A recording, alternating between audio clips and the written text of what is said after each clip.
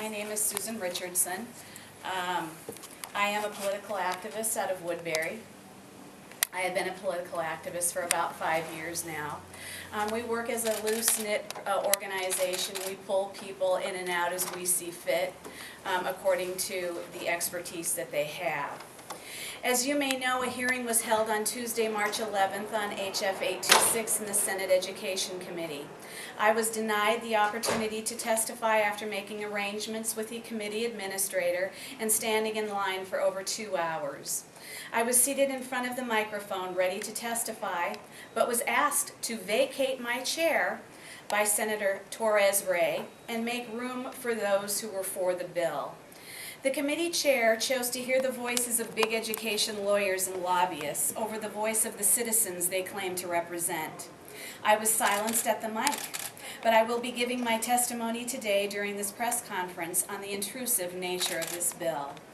The Safe and Supportive Minnesota Schools Act, or HF 826, is a carefully crafted document that originated from the 61-page decree Anoka-Hennepin County was forced to sign after settling a lawsuit with 6 students and federal legislation S-403 and S-1199.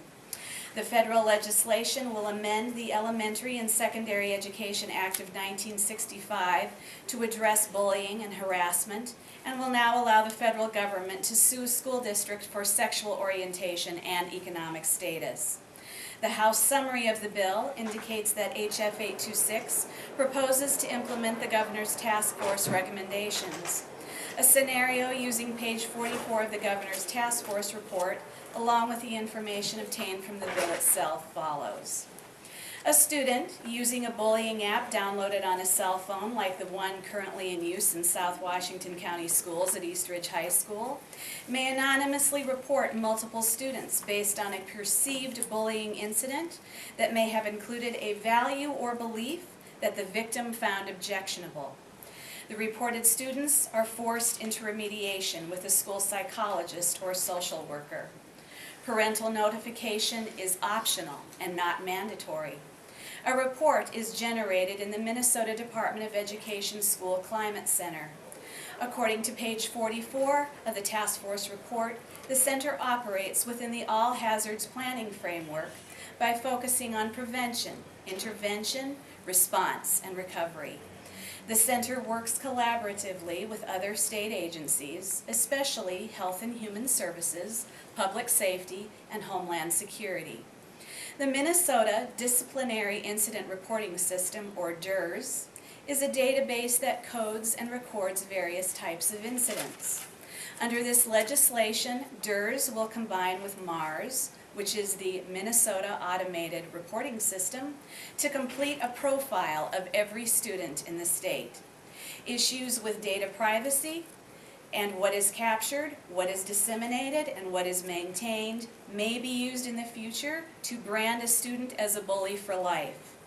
The effect on a student's future is unpredictable. Jobs, college applications, and scholarships may be at risk. During the last session of the committee hearing, an amendment was offered by Senator Nenow to allow for parental notification.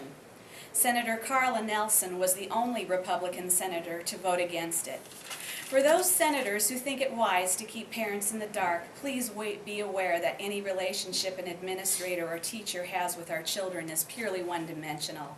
They do not live in our homes. They do not know our families. Our children do not belong to the school district or to the state. They belong to our families. This legislation is anti-family, anti-student, and anti-Minnesota. Now we'll hear from Steve Ellenwood.